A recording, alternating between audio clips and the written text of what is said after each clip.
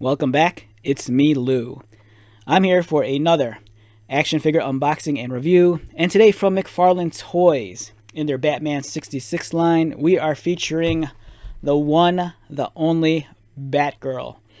Okay, so I'm guessing, like, if you're, like, in my age group, probably during the 80s, you might have grown up on the syndicated Batman 66 series.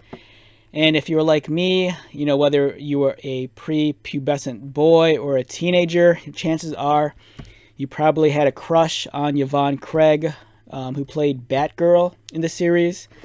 When they first announced this figure on social media, I was I was just really excited. I love the Batman 66 line, but to be honest, I've been kind of like cherry picking which figures I add to my collection. Mostly because, you know, even though I do have a fondness for the show, you know, I think this handful of characters really scream out, you know, really scream to me. And Batgirl is definitely one I needed to add to my collection. Also because I think partially I was slightly disappointed the fact that the 66 figures are a smaller scale than the multiverse figures.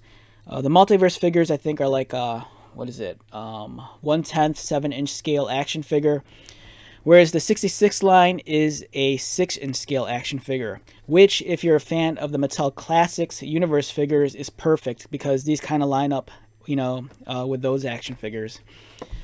Beautiful card back. It continues the tradition of the 66 line, you know, kind of like with the, you know, the patterned background, you know, the Batman 66 logo. It escapes me the name of the artist who's known for, you know, this style of work. I'll probably come back to that later. As you can see, she comes with a batarang, a pair of handcuffs, and on the back we have I was kind of surprised about this. It could be maybe a copyright thing or a licensing thing, but instead of having a portrait of the actual actress, you know, you just have a digital render of the toy, which isn't bad, but at the same time, as a fan of the show, I think I would have appreciated if they had a portrait of the actual actress, you know, Yvonne Craig. Over here we have some artwork, which I think was taken from DC's Batman 66 comic book line. You know, very, very faithful to the TV show. Looks great. And let's get her off the card.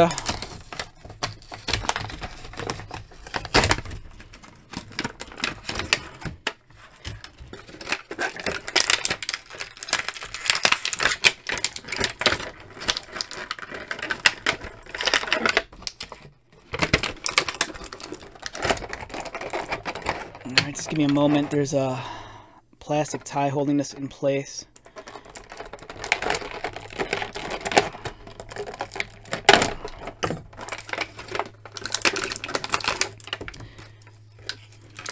I don't want to say that the 66 line is underrated, but man, every now and then they come out with a figure that really just knocks my socks off.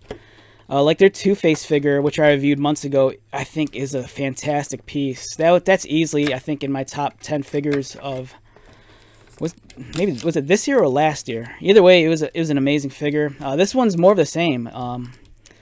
They do not disappoint with this line.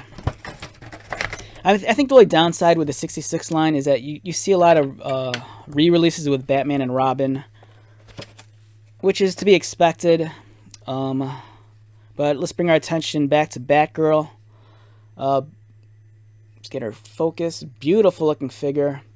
The likeness to Yvonne Craig, I don't want to say it's 100% spot on, just because it kind of has a slight generic look to it.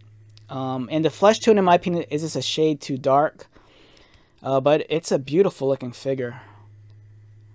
If you're a Batgirl fan, I think this is a must purchase. This is really nice. The detailing is nice and crisp. The paint application is pretty decent.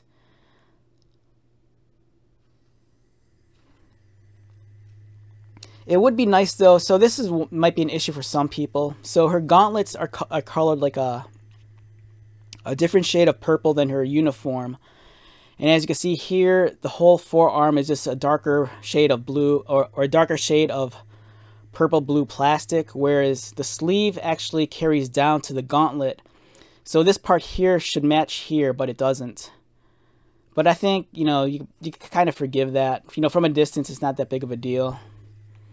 The utility belt is nicely done. Nice details there. You get a fabric cape, and much like the real costume, it's a short cape, which falls a little bit past her butt, right there. And there's her butt, if you're wondering what it looks like. Not a whole lot of definition, unfortunately. The accessories are as follows. You get a very small batarang, which be careful not to lose. And let's see if I get this to focus. Maybe not. It doesn't want to focus. Alright, it doesn't want to focus, but you get the point. Very tiny batarang. And then you get a pair of handcuffs, which I think they should fit any figure, but it probably require you to remove the hands first, which I'm kind of scared to do. In terms of Batgirl's articulation, it's as follows. The head feels like it's on a ball joint, so you get some motion. The arms can move up. It's a little tight. They move upward. I don't think they move outward, do they? Oh yeah, they do move outward. So her arms move outward. They go up and down. A little tight on mine.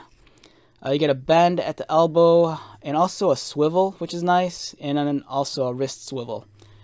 It's cut at the waist, so I believe she could twist at the waist, but mine's a little tight. Oh, there we go. Twist at the waist. The articulation for the legs is kind of surprisingly limited. You know, it just kicks up, and then the knees bend. I don't want to force it. It feels kind of tight right there. And then you do get a knee swivel, which is nice. Now, the one thing I was talking about earlier is that these figures, they don't really scale all that well with the Multiverse line. Granted, this is one of the larger figures in the McFarlane line, but it just gives you an idea. See, he just towers over her. Here's a Diamond Select Alfred figure from the Gotham series. Again, but then again, Batgirl is a shorter character. Here she is next to a Marvel Legends Vulcan. Again, you know, this kind of works because Batgirl is a shorter character, and it's a 6-inch line scale. But this, I dig this a lot. This kind of works. This is a Mattel Movie Masters Christian Bale Batman Dark Knight figure.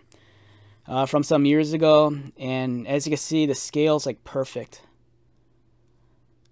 So this figure, the 66 line, I think aesthetically, you know, since it's a much more realistic presentation, I think they kind of go very well with Mattel's older Movie Masters line.